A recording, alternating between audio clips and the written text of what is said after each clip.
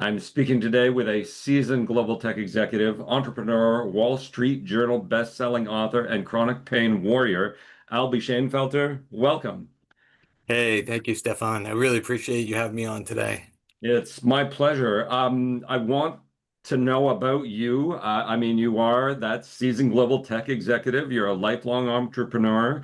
You have a passion for building businesses, exploring emerging technologies, diving deep into the future of quantum computing and physics. And I could talk to you all day about that, but that's not why we're here. And if the No. audience is thinking, what? Wow, we want to hear all about that. We want to talk about your book. Be strong, be well, be kind. The battle-proven path to reclaim your life from chronic pain, illness, and other conditions. But Yes. before we get into that, I want to know about you because having the past that you have, the tech executive, the entrepreneurial passions, this driving need to dive into the future of quantum computing, physics, all of these things, these aspects. You're a golfer for crying out loud. All of Yeah. these things, something happened to you, something changed all of that and made you the author that you are, the social warrior that you are. Tell me about that. Take me through the beginning of all of this. Oh, yeah. Yeah. Um, I was actually, at that time, I was very busy and I couldn't control my schedule. And so I had a birthday and I always like to take my birthday off. I thought that was, something for all the people that worked for me over the years that was really important to really celebrate yourself. Unfortunately, I couldn't. So the day after, I got a little treat and I got to go out and play golf. And I was walking off the golf course and the whole side of my face started to burn. And I really, golf courses are beautiful, but the reality is there's lots of chemicals involved and a lot of maintenance. And so I thought maybe, somehow I got it on my hand, I got it on my face. So I scrubbed and scrubbed and scrubbed in the clubhouse and no, nothing helped. Sped off to the doctors. Weeks later, we get the diagnosis, the news that it is this lifelong, incurable, super unpleasant condition called trigeminal neuralgia. And, it deals with the nerve of the eye, cheek, and teeth. It's kind of like if you have a cavity and you suddenly get something cold, like some ice cream, and it just triggers that it got stuck on. And so, being the driven, passionate person that I am, I wanted to really fight back. And um, I went at it pretty hard, and we just did one procedure after another. And these were brain surgeries where we had to kind of go through the back of my head. Oh my goodness. I have a plate there now. They drilled out a golf ball size hole. That kind of left me incapacitated to the point where I had trouble. I just couldn't keep up at that kind of Silicon Valley pace, Right. the high tech world. Things were flying, I was crawling. So, I kind of had to step away from all that. Um, and then during that, unfortunately, it left me, I had to relearn to walk. I had to relearn to talk. I still have neuromuscular problems all over my body, but really on the right side, it's really hard for me to control it consistently. And I kept saying that I didn't feel well, and maybe I should have advocated more, but unfortunately, it was prostate cancer, Oh, and it spread across my entire skeleton. So out of the gate, there I am, like, oh my gosh, how did I get to stage four? What happened to stage one and two? Like, maybe yeah. three, but here we are at late stage, and I was crushed, getting the news, and I just, kind of really thought about it, and I'd been working on this text for a while. I have hundreds of pages of notes, and having some brain damage, I would pick them up from time to time and be like, "This is really good. Who wrote this?" And then I was like, "Oh no, I wrote that." Like, so for even for myself, I was like, it'd be really great to have some sort of kind of operations manual or some kind of reference manual to be able to go back over and over. And then as I went through it, I found this like consistent, I started coaching people and helping people because that's what I could do. And the more I did that, the more challenges I could deal with. And I found that there was kind of like a set path that kind of we all kind of go down until things become chronic. And then, and then what to do after that. And so that's kind of the battle-proven path. And unfortunately, in the chronic pain support groups and now in the late stage cancer groups, we lose a lot of people. And I really truly believe that they lose hope. And so the number one thing that I could say to you and your viewers and listeners would be if you don't have the hope today, that's okay. We'll hold it for you. But the hope is there. So keep going. If it's completely utterly dark, we'll shine a light for you and help you get down the path Right. to transition into your new life and try and live well around everything that's happening. Right. Um, So, yeah. just to that point, I know, I mean, I have a personal experience with a form of chronic pain, and part of my issue has always been this sense of isolation, of being alone with this, and that, you kind of suffer in silence and you kind of feel like it's your fault, and there's a number of different weird psychological aspects to this, and I'm taking from the words that you have and what I have read so far from what you've written that the important message for everyone is you're not alone.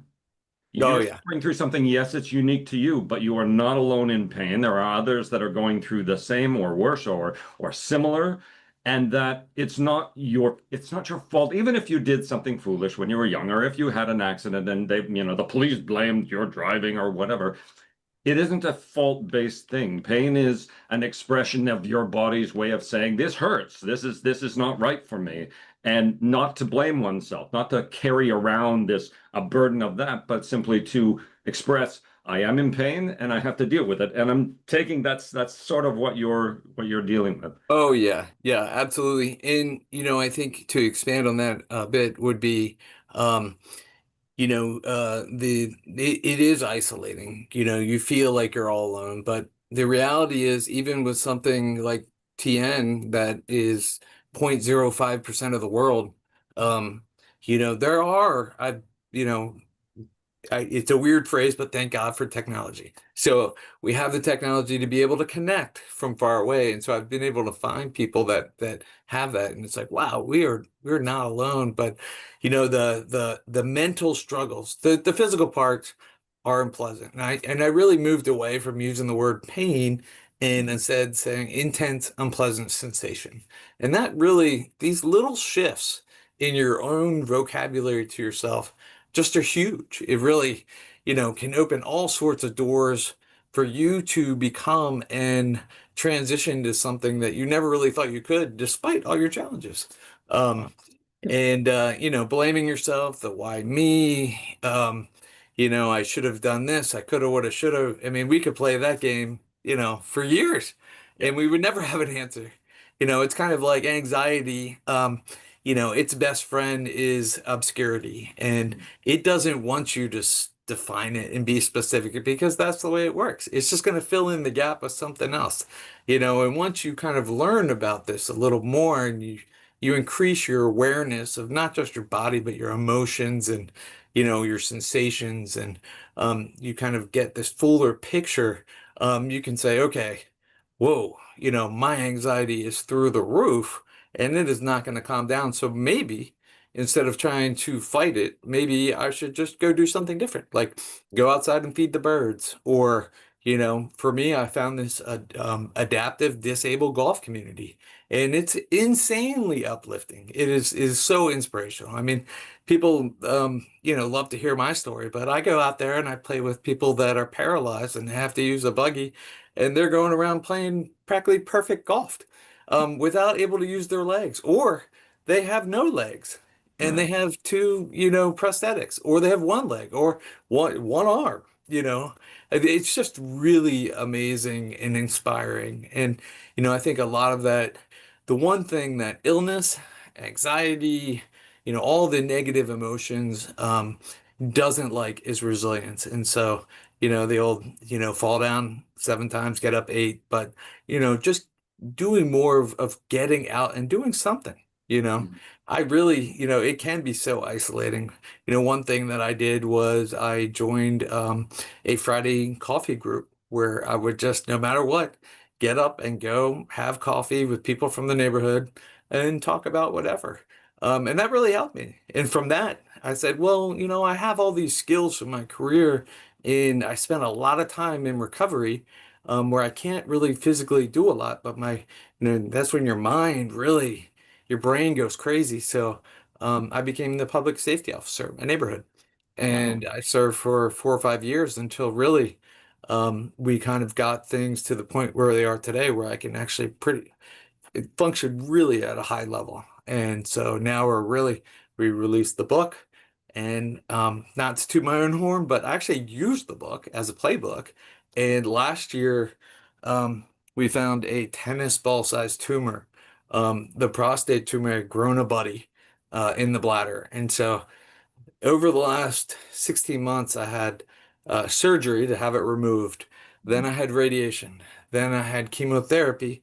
They had to cut the port out because the port got infected. So I got a big old hole there.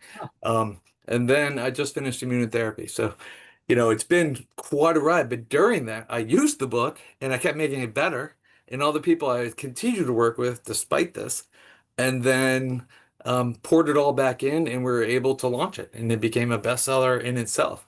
So, Wow.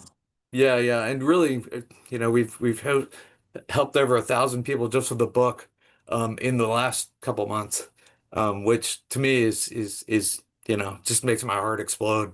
Well, Um, I so, mean, the fact that you took the book that was your guidepost to get you through this latest round of cancer treatment and refine it because you were reading through it and go, you know what? Actually, this would make it better. This would work better. This is, this other people would relate to better because I know you've got your own personal stories in there. It's not just a textbook. It's not just a oh guide yeah. step by step, but it's also relatable stories so that people can, as I said before, not feel alone. They can read it and go, hey, I've gone through just something like that. I get this guy. I know what's going on here. And for you to be able to take and go, you know what? It was my book. This is my new book, and then launch it out. So when did it launch? What was the actual launch date? Well, the book launched this summer, but before we get into that, I did want to back up because, when I got the late stage diagnosis with cancer, I really was devastating, and I stayed in that victim mindset, poor me mentality. I could have done this for a few weeks, and that's when I felt like God and the universe were giving me a chance to make it better, to help even more people. Mm. And so the book came out this summer. We did a soft launch over the summer while I was finishing treatments, and then publicly available to everyone in late August. And it continues to just be overwhelmingly successful, which is a weird way to phrase it. But um, yeah, But I've had it's a good thing because you're talking about dealing with pain and working through pain and getting past it. Don't let it get a hold of you. And you're the experience. You're the spokesmodel, so to speak, for the book. And for you to have launched that out, people hear that or see it, and people from watching this show will actually or listening to the show will say, "Hey, a book on dealing with pain. I can deal with that because more and more of us, as we age or as we get, oh yeah. other kinds of injuries, will experience it and are, like I said, sort of in a solitude of how do we deal with this? But having a guidepost, having something that we can review and go, you know what? This actually makes sense for me too. I am so glad that it came out. I wish it had come out earlier because I've been dealing with this for years, but Oh, well, hopefully, and I have to go at my pace because, I am a dad, I'm a yeah. husband, I have a 100-year-old house outside DC. So there's a lot of competing, I'm a brother. Um, uh, so there's lots of roles, but there's a lot of more resources coming. We're working on the audio version now, trying to create classes around the framework of going down the path and how to deal with all the different steps through that.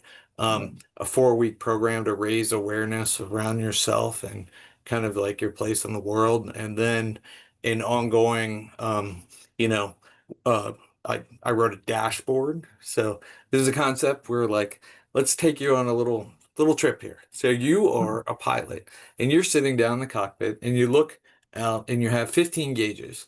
Now these gauges, to make it really simple, we're going to stoplight it. So it's red is bad, yellow, you're starting to get in danger, and then green is good to go. But we found, like, working with so many people that had lifelong problems, that these 15 things really made a difference and moved the needle um, towards living better. It's not going to fix anything, but just Right. living better around everything. So And that's your that's live the better real goal. dashboard. Yeah, that's Yeah. your And live so better dashboard. Yeah. if you can monitor these 15 gauges, and then we put dials underneath. So if I know, maybe I had a little too much coffee, that maybe I should switch to water and keep hydrating and, get back on track. Or, I had a rough night. There was a bunch of noises during the night. I couldn't get back to sleep. Anxiety got me or whatever. Then I know today I'm going to have to take a few extra pauses, which I call smart breaks, because I'm kind of a dummy if I don't take them, because then everything is worse. But it is amazing. There's something called spoon theory, where this originated. She had a lifelong chronic disease, and trying to explain it to her friends, where you wake up and you have a finite amount of energy, and as you go through the day, say you had 10 spoons and you got up and you went to work, or this happened or that happened, that's 3 spoons. Now you only have 7, and your day really hasn't even started. So you start going through this. Um, I just really couldn't buy into the fact that it was finite. And so I really wanted to understand, like, how could I create more energy? Like, if you plug in your phone, it'll recharge. So these little recharge breaks are so powerful before you go all the way off the rails, or your day just is out of control. You hit that pause button, you take a break. If a bunch of these dials go into the red, unfortunately, like a big one, with a lot of chronic conditions, is weather. And there's really not much doctors can do about this. But, if you pay attention to the weather patterns, big storm's coming, and there's lots of turbulence up in the atmosphere, maybe we could slow it down today a little bit and, do fewer things. What are really your priorities? Do those. Yeah. There's lots of stuff I can waste time on. But, like, what are the 3 things? Like this, like doing this today and preparing. Like, this was, the most important thing I wanted to do, and make sure that, for you and the audience, that we, deliver something meaningful and impactful that actually has a direct positive impact on their lives. And so everything, if this is the only thing I do today, fantastic. That's great. It's fantastic for us, for sure. It's Oh, yeah. fantastic for us. Thank you. Yeah. I do have one question because you brought up that you are a husband and a father and a brother, as you pointed out. Now, I experienced myself, as I said, pain, chronic pain, it has a personal impact. It is draining sometimes. Oh, You sort of feel like it is defining you on certain days and some weeks, and sometimes it's months. It's like, this is my life. I am pain. But there are people extraneous to yourself that are close. Now, even the ones that aren't, people that you work with, but I'm talking just the intimate family, your wife, your children, your extended family, brothers, sisters, parents, if they're still around. Pain impacts them too. Your pain impacts them. Tell me about absolutely. how yours has impacted them and what you've done to sort of get them engaged in it in a more positive way. Because I know from personal experience, sometimes you get a negative reaction to it. You'll either get the, oh, Oh, suck it up, absolutely. princess, you can get through this and all that kind of stuff, which makes you feel bad about having it because you should be doing what they're doing. So tell me for Or you. to add on to that would be, are you better? Mm, Well, no, but I did laugh today.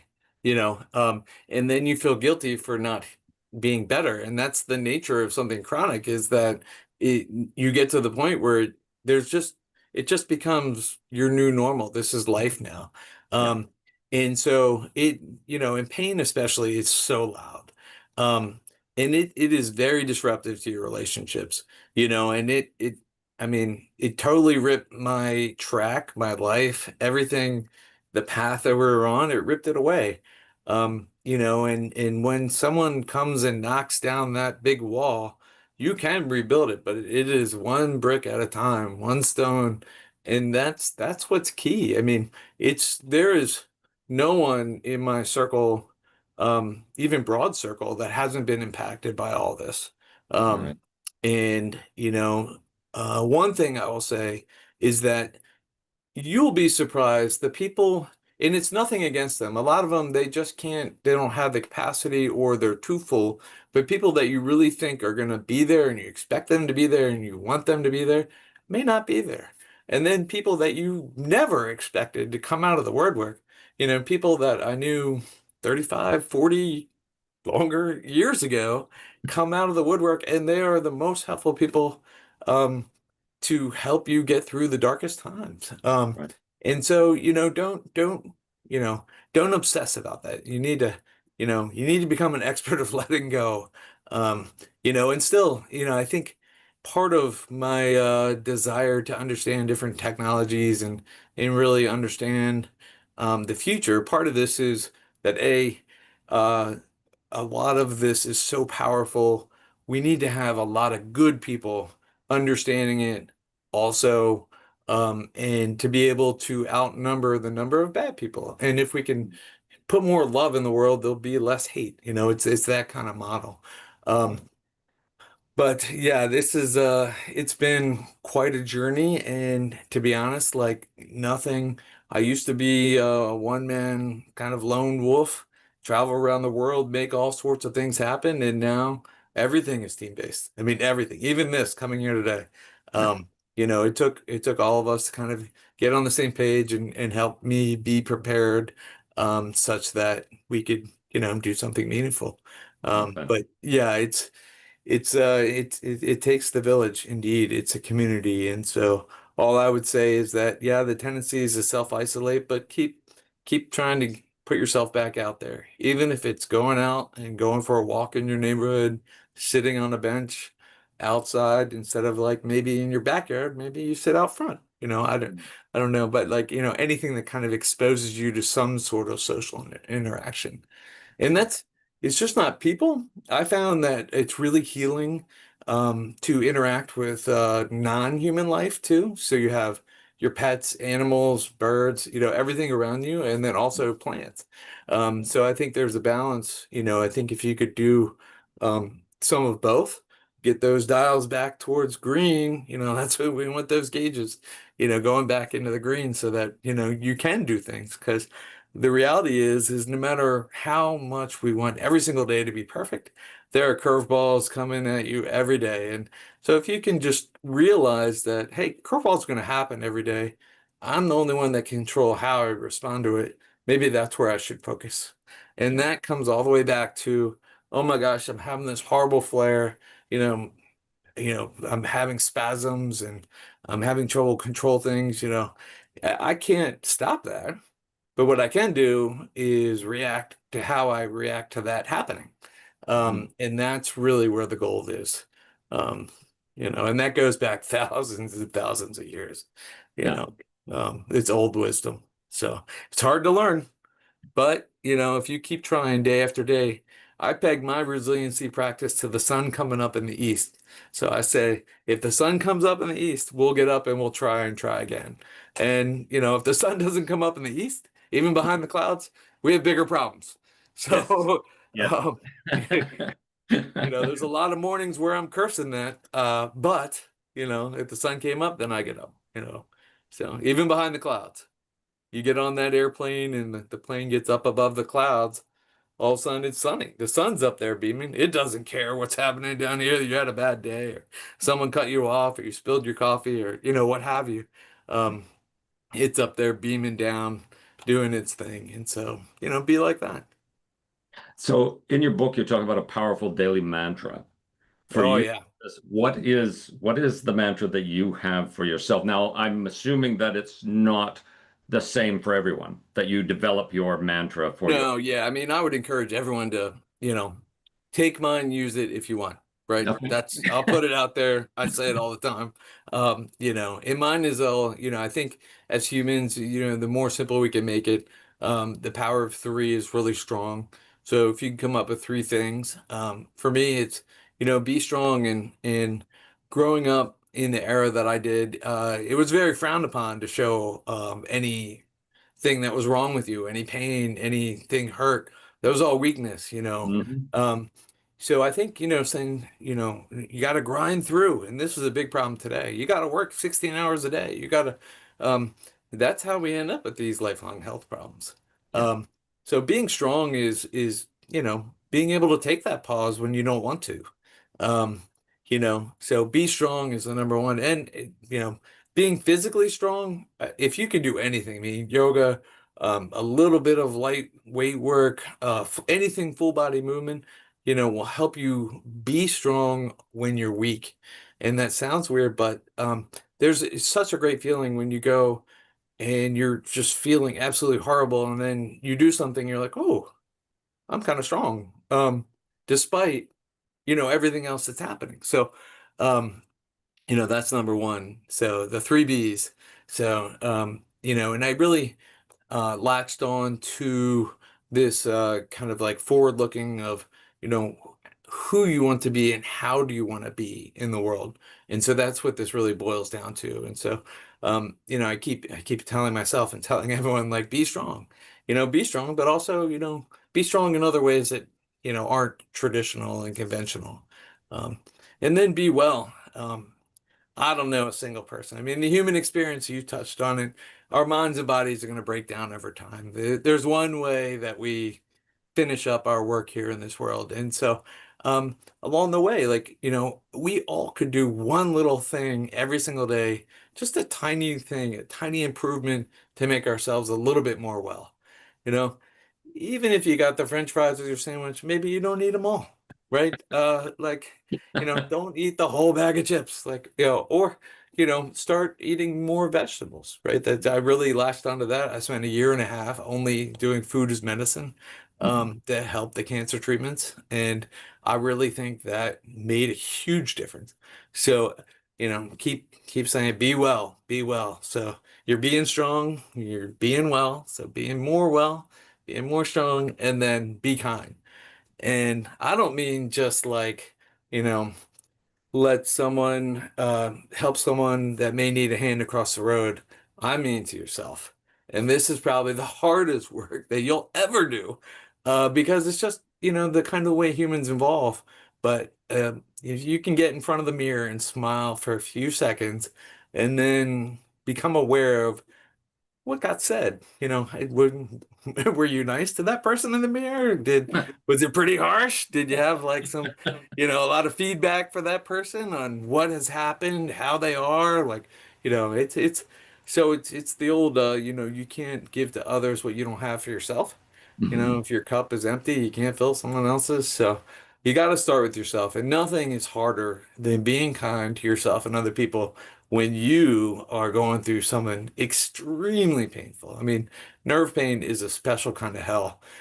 So, anyone going through it, if they're irrational, if they're lashing out, they're, having outbursts, it's all part of the journey. Yeah. And it's normal. But at some point, you got to take the initiative to start trying to be kind. And for me, I've gotten to the point where I do a lot of meditation, and a lot of spiritual work, to understand that my body's kind of a vessel, an instrument to experience the world, and I'm much more than just my body. Hmm. And if you can kind of wrap yourself around that, um, these things can be extraneous. Like, oh, that's being really loud, but let me be peaceful, inside. Even though this might be screaming or, the body is reacting in all sorts of different ways. But if you can find that peace, um, it is magical. But I get to the point where I won't even realize I'm having a flare and it's buzzing and these super intense, horrible sensations are happening because I've spent 45 minutes just in stillness and um, you know, um, looking for higher energy and a collective spirit to help guide me. Um, but then I noticed that I'm not being kind to other people. And then, oh, wait a minute. I think something, and then boom, on the phone, there's a weather, lightning 15 miles away or something, like, oh, there's a storm coming. I'm having a lot of activity. I didn't even realize that this is happening to me. And that goes back to your awareness practice.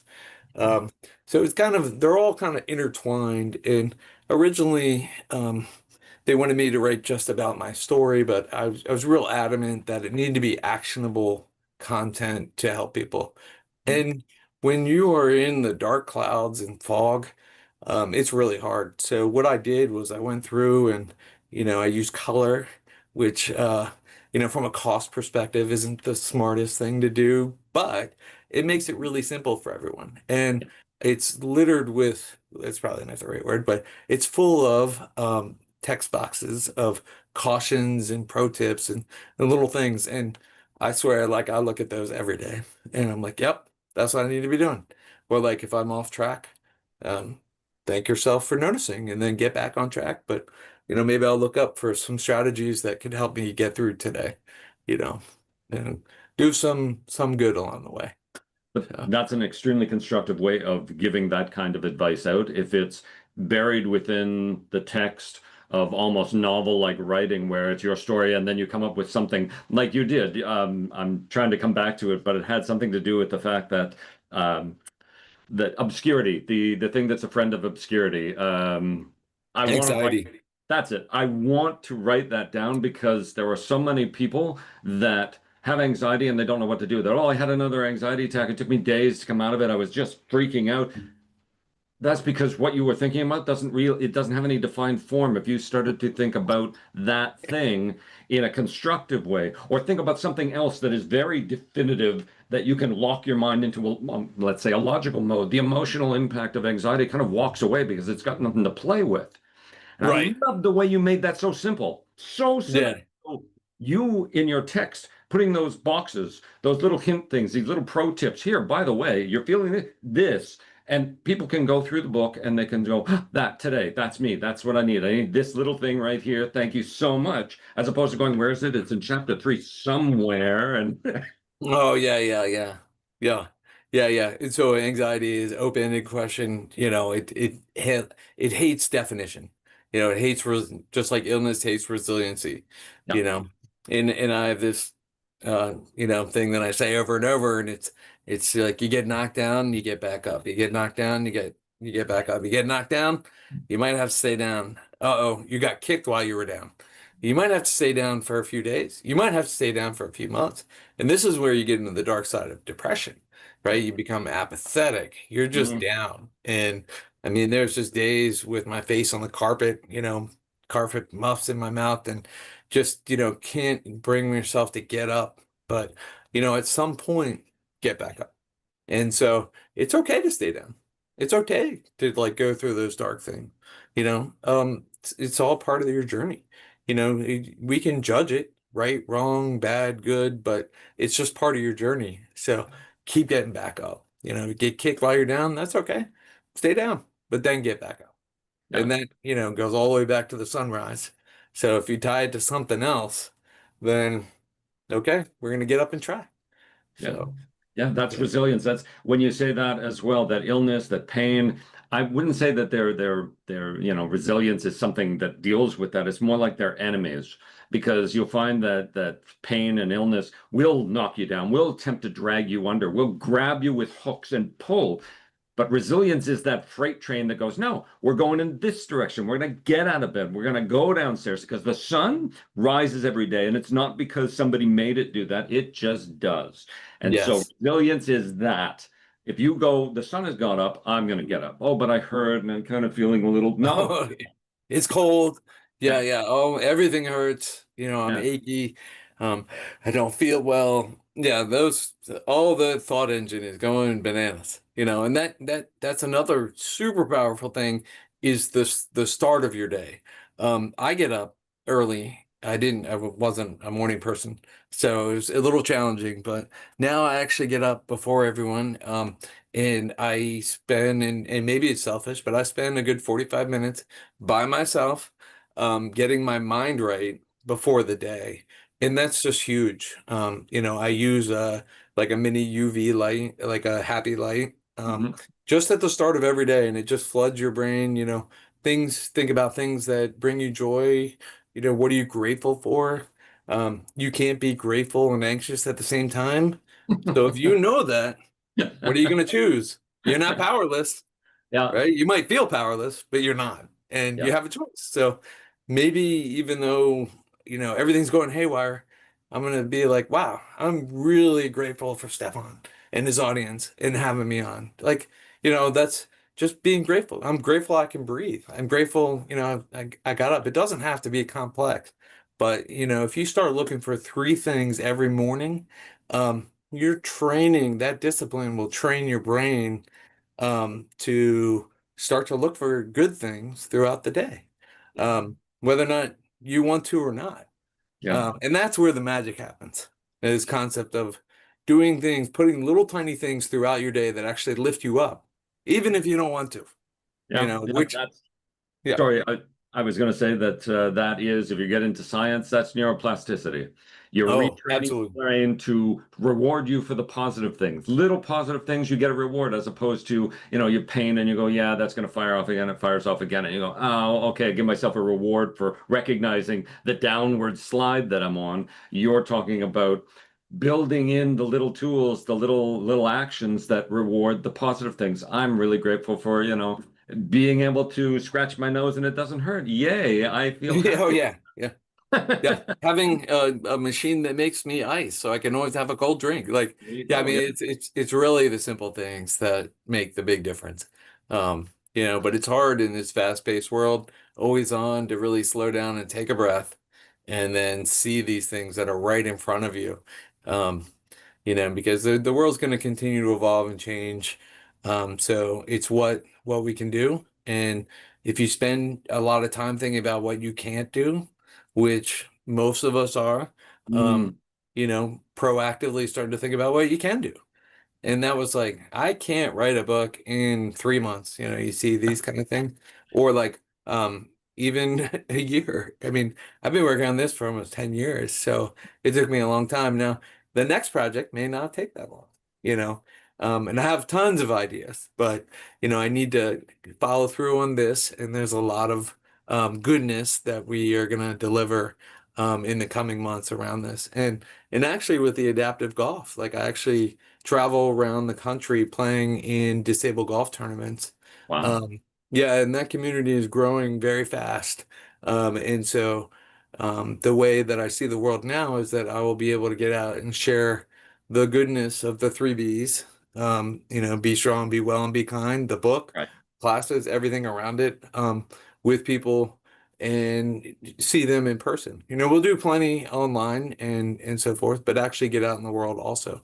Yeah. And so, and if things go well, maybe global, well, one thing at a time. We just got really good news yesterday that in the last 6 months, um, there's been no new growth, and we actually shrank it.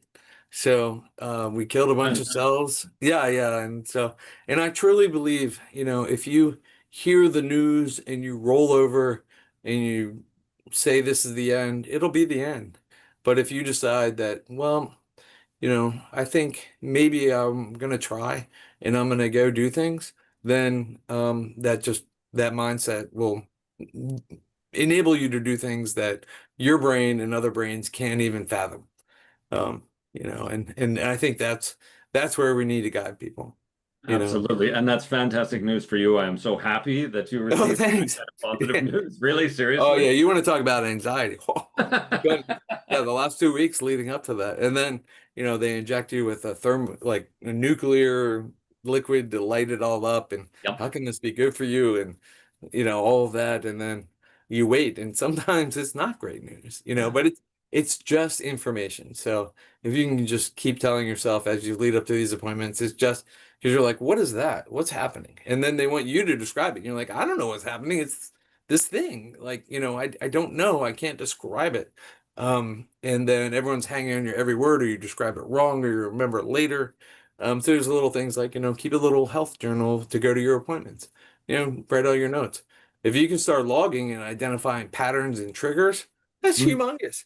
So yep. the way I talked about the weather, this one was a little embarrassing, But if you always notice, like I have a little stubble, and part of this was that with the sensitivity of the facial nerve, most people will get triggered from shaving. That wasn't the problem with me. But then the next day, I would have just horrible flares.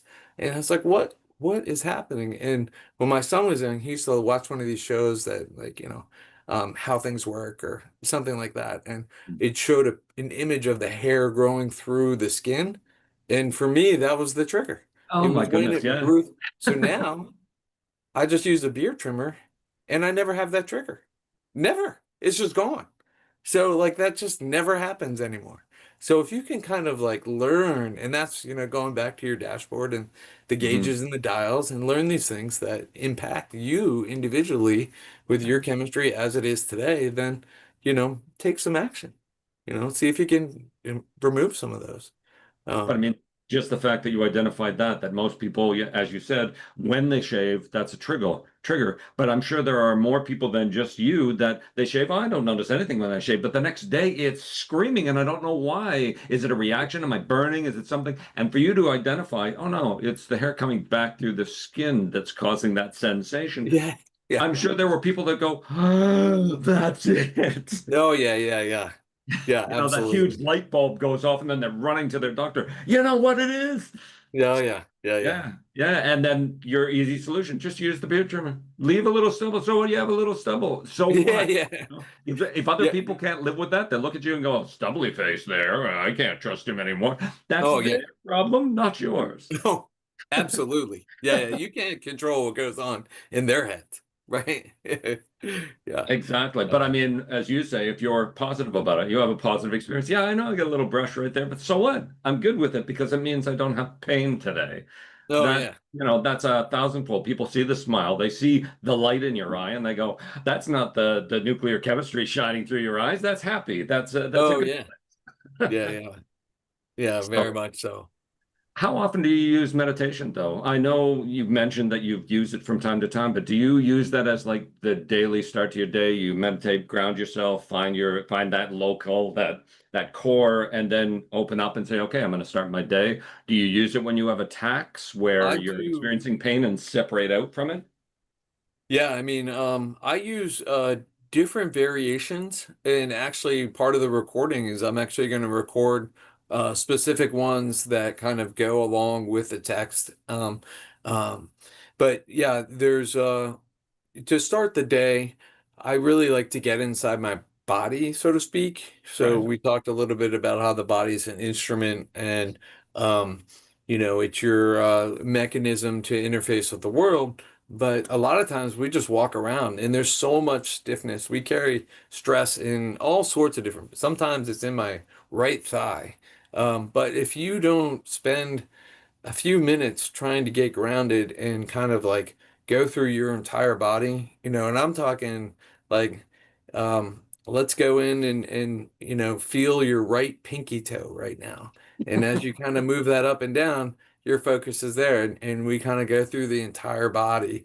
And so if you have one area that is going bananas and super flaring and so loud, this is great because then you realize like or even if you're an amputee and you're missing a limb or multiple, you kind of go through and you say, whoa, there's a whole lot more to me than just that.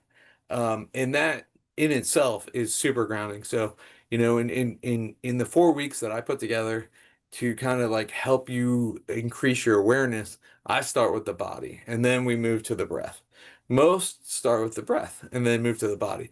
But the breath is super powerful in itself. But I feel like if you aren't in your body, you're gonna be elsewhere. And the world we live in with all that stress and tension, it's so important to find out where it is.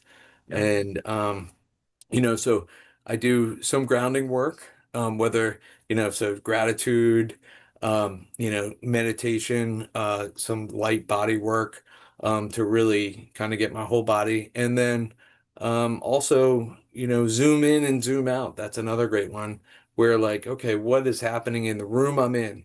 Whether it's a pet came in or, a light is flickering, what am I hearing in this room? Then zoom out. Like, what am I hearing outside the room?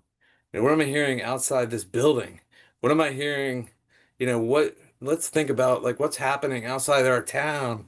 Let's go, wait a minute, like our entire planet. And then zoom back in to like, okay, now I'm back in this room. And that in itself can really be invigorating to your entire self.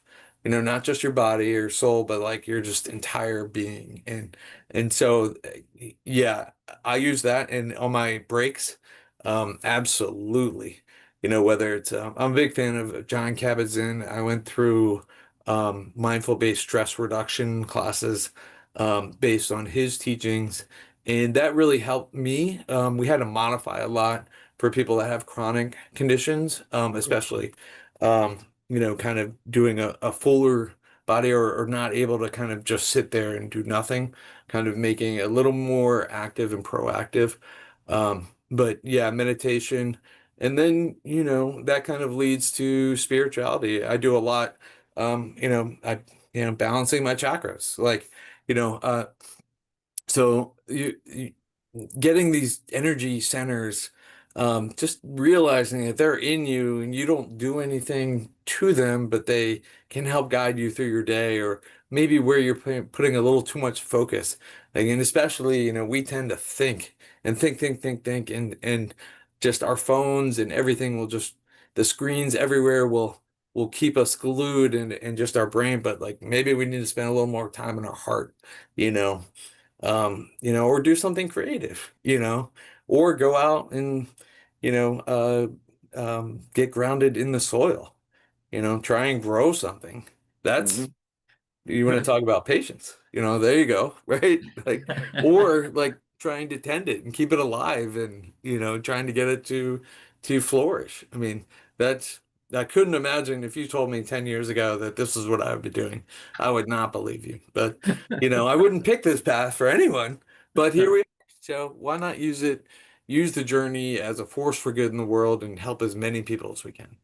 Um, So you've just opened up one last door here, which is you didn't see yourself being here 10 years ago. 10 years ago, oh you yeah. were on an entirely different path, and now you are here today. Where do you see yourself in the next 10 years? I know you have the 3D organization that's running amok. It's all over. You're planning it. You're looking at potential global implications, which is Oh yeah. phenomenal. And I have no doubt that it's going to get there because what you're dealing with is stuff that is global. And to limit it to North America seems a Oh bit selfish. I'm oh sure you yeah, yeah, know yeah. what I mean. So where do you see yourself in 10 years? Where is Well, that's a great to question. be in 10 years?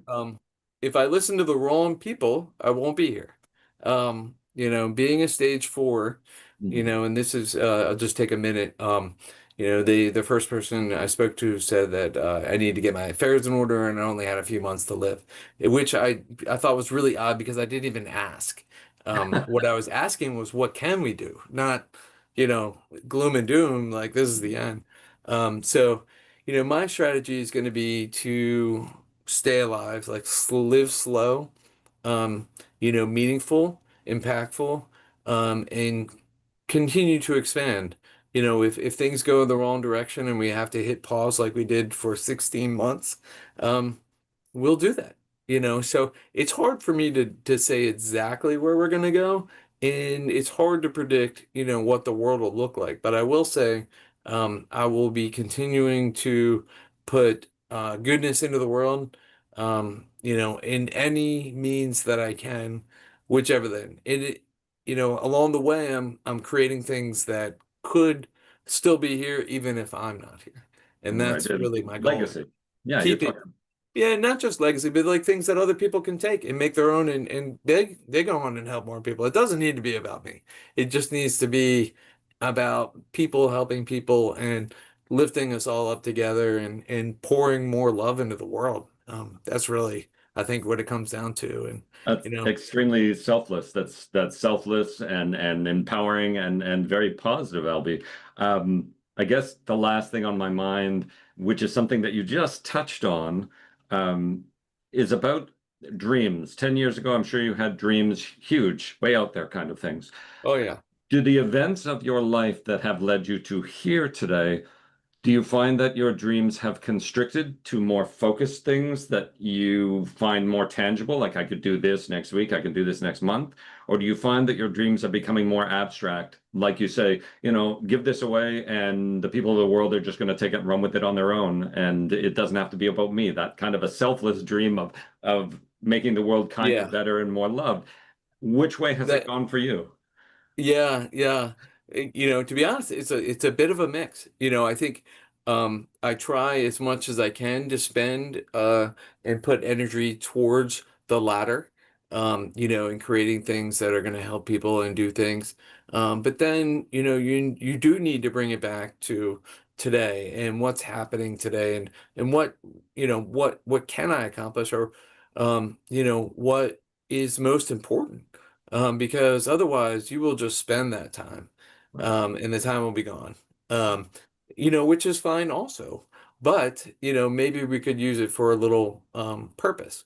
Kind of leading towards a close, I would say as you go down the path, in dealing with grief, because you got to let go of your former self, accepting yourself as you are today, there's more than just acceptance. You gotta have acceptance with meaning and purpose. And when you have that, then you're ready to go help everybody else. And so you can accept it without meaning and purpose, and you may not heal. But if you continue to have purpose and, put your stuff to work, right? Yeah. Maybe, yeah, we can judge it as horrible, this, that, the other. But maybe it's there because my uh, purpose is to help everyone else not give up and to keep going forward, no matter how dark it is and how hopeless. And, like I said in the beginning, like, we'll hold that hope for you. And that's that no one has the right to take away your hope. So, That's that's if you hear fantastic. someone doing that, block it out, you know. So, You are a voice of resilience and kindness and hope in the dark, Albie. I am 100% certain that people will feel that way about you, and I hope that you continue this campaign and drive this forward. Where can people get your book? okay, right now, I have an exclusive thing with Amazon at the moment. Okay. So over the course of the next year, we're going to be looking to not only work with big box stores, that you can go in and see it in bulk or whatever, which is always great for the ego, and it's good for everybody because you reach more people, but also, in my heart, I really have a thing for small business and mom and pop bookshops. So I'm gonna kind of flip this and we're gonna enable all them, and that's where you can find me, or reach out to me. I'm pretty easy to find. um if you want me to come to your hometown or there's an event a few hours away or something, like I can organize something, come in and give a talk and do a signing with the books or what have you, or come speak to your organization or put together something custom, whichever. But yeah, that's the future. Oh, that's fantastic. And I guess the last thing to ask would be, what's the next? Have you got another book in the pipeline? Have you got something else? Oh yeah, so we're gonna have to keep that under wraps. Oh, come Yeah, yeah. on. Even I was the worst author of the group when it came to you're supposed to be quiet during the soft launch. Oh, That's not my specialty. But yeah, I've got a whole list of ideas. okay. And I write all the time. For me, it's very therapeutic. And I encourage everyone to just write. You can journal if you want, but just get things out of you and put it down on paper.